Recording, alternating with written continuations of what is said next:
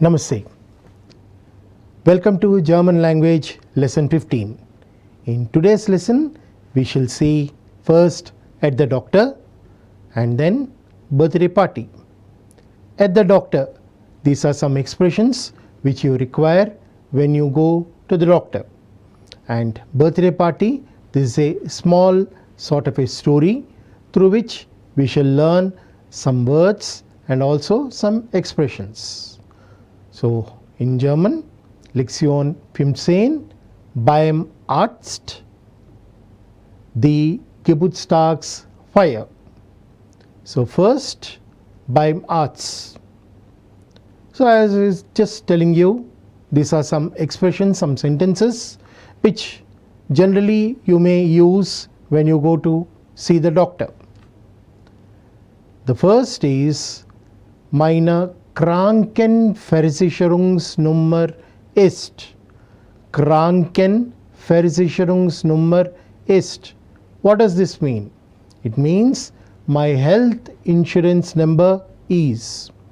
In Germany, compulsory that you need to take health insurance, and you should always quote the health insurance number whenever you see the doctor. Now some expressions which I thought could be possible when you go to the doctor. Once again, as I was telling you in the previous episodes, I have taken some expressions which came to my mind. So the next expression what I took is Ich muss zum Arzt. Ich muss zum Arzt. I must see the doctor. Now in German, the word see is understood, whereas in English we need to use it, then only we would understand the expression. Können Sie mir einen empfehlen? Können Sie mir einen empfehlen? Meaning, can you recommend one? Empfehlen, to recommend. Ich bin krank. Ich bin krank. I am sick. I am sick. So all of them once again. Meine Krankenversicherungsnummer ist. Ich muss zum Arzt. Können Sie mir einen empfehlen? Ich bin krank. Let us see some more expressions.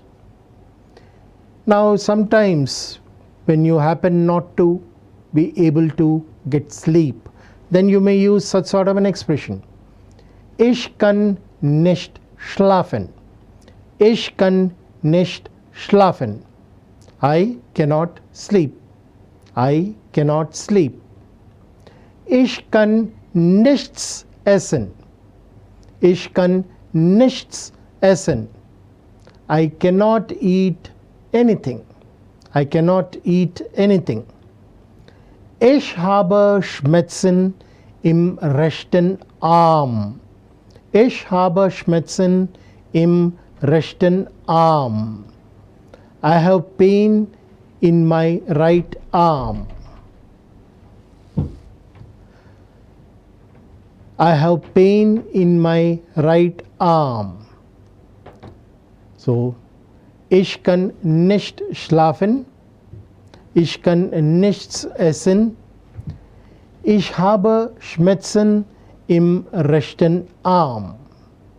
So sometimes when you happen to lose your appetite, you may say, ich kann nichts essen. Some more expressions. Ich habe mir den Fuß verstaucht. Ich habe mir den Fuß verstaucht. I sprained my foot. I sprained my foot. Ich habe mir den Knöchel gebrochen. Ich habe mir den Knöchel gebrochen. I broke my ankle. I broke my ankle. Ich habe mir den Fuß vertauscht. Ich habe mir den Knöchel gebrochen. Now, this of course the doctor would actually tell you whether really the bone is broken or not. say after the diagnosis, maybe when you visit for the second time and you required to say such sort of thing. As I have told you, I have taken some expressions which I thought you may be coming across when you visit the doctor. Some more. Ich bin hingefallen und habe mir den Rücken verletzt. Ich bin hingefallen und habe mir den Rücken verletzt. What does it mean in English? I have fallen down and hurt my back. I have fallen down and hurt my back. Mein Fuß ist geschwollen. Mein Fuß ist geschwollen. What does this mean? My foot is swollen. My foot is swollen. So, ich bin hingefallen. Hinfallen meaning to fall down. So, that's how. Ich bin hingefallen und habe mir den Rücken verletzt. Verletzt, injured or hurt. So, I have hurt my back. And in the second expression, mein Fuß ist geschwollen. My foot is swollen. Ich habe mich verbrannt. Ich habe mich verbrannt. I have burnt. In English, generally we just say only, I have burned. But in German, that mich also is required, and the translation of mich would be myself. That's how. I have burnt myself. Similarly, ich habe mich geschnitten. Ich habe mich geschnitten. I have cut myself. Ich habe mich gestoßen. Ich habe mich gestoßen. I have bumped myself. Now, in English, we do not require myself always, but sometimes when we translate this, you may require. I have put that in brackets because in English it doesn't make sense if I say I have cut myself or I have burnt myself. What does mich actually mean in the German sentence is this mich is myself.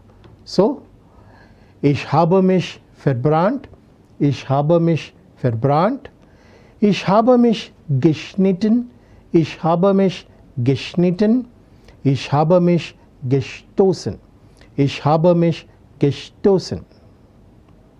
Some more expressions. Ich habe Magenbeschwerden. Ich habe Magenbeschwerden. I have stomach problems or problems with my stomach. Ich habe Verdauungsstörungen. Ich habe Verdauungsstörungen. I have indigestion. Ich habe den Appetit verloren. Ich habe den Appetit verloren. I have lost the appetite. I have lost the appetite. Ich habe Magenbeschwerden. Ich habe Verdauungsstörungen. Ich habe den Appetit verloren. I hope by this time you might have observed that German expressions do not always match with English expressions, or English expressions do not always match with German expressions. For the simple reason that both of them are two different languages. So always you may not be able to get the exact translations of the German expressions into English or vice versa. What I tried to present through all these series is the nearest possible translations which you would understand. Some more. Ich habe Erkältung. Ich habe Erkältung. I have a cold. I have a cold. Ich habe Ohrenschmerzen. Ich habe Ohrenschmerzen. I have an earache. I have an earache. Ich habe Schwierigkeiten beim Atmen. Ich habe Schwierigkeiten beim Atmen. I have trouble breathing.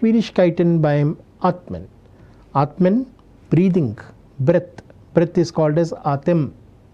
Such a nice word which is very much sounds somewhat like our Indian words. Es könnte eine Lebensmittelvergiftung sein. Es könnte eine Lebensmittelvergiftung sein. Lebensmittelvergiftung. What does it mean? Food poisoning. So it could be food poisoning. Ich glaube, ich habe Grippe. Ich glaube, ich habe Grippe. I think I have flu. I think I have the flu, influenza or flu. Ich glaube, ich habe Fieber. Ich glaube, ich habe Fieber. I think I have a fever. I think I have a fever. Es könnte eine Lebensmittelvergiftung sein. Ich glaube, ich habe Grippe. Ich glaube, ich habe Fieber. Ich glaube, I think. Now think in the sense that I imagine that to be there. Now the doctor has to actually examine me and ascertain what is my problem, what is the problem with my body. But this is my assumption. So I say it as ich glaube. In fact, this expression ich glaube can be used whenever you want to say I think, in the sense of I believe that something you want to express. Wo tut es weh? Wo tut es weh? Where does it pain? Where does it pain? As I was just telling a few minutes ago, expressions of German differ from expressions of English. I have tried to brought the nearest translations for you. Seit wann haben Sie Schmerzen? Seit wann haben Sie Schmerzen? Since how long do you have the pain? Since how long do you have the pain? Observe that I have kept since in brackets, because always in English it's not required. We can just say how long do you have the pain. Ich gebe Ihnen Pillen, or ich gebe Ihnen Tabletten, or ich gebe Ihnen Spritze. I'll give you pills, I'll give you tablets, or I'll give you injections. So all of them once again. Wo tut es weh? Wo tut es weh? Seit wann haben Sie Schmerzen? Seit wann haben Sie Schmerzen? In fact, the word Schmerzen and weh, both of them almost mean pain. So sometimes they can be used either ways, or sometimes only specifically that word has to exist. Then ich gebe Ihnen Pillen, ich gebe Ihnen Tabletten, ich gebe Ihnen Spritze. These are three different expressions which I have taken into one single sentence. So these are some of the expressions which I thought you may be coming across when you go to the doctor. Of course, apart from this, there can be many other expressions. And as we have been seeing in our series, I am trying to get you some expressions or some situations which may generally occur, but individually sometimes they may be different things. So now let us go to the next segment of today's program. So in our next segment, we'll see a story. As I told you, the name of the story is the Geburtstagsfeier. The Geburtstagsfeier. Fire in general means celebration. But when you use it with the word Geburtstag, which means birthday, it would mean birthday party.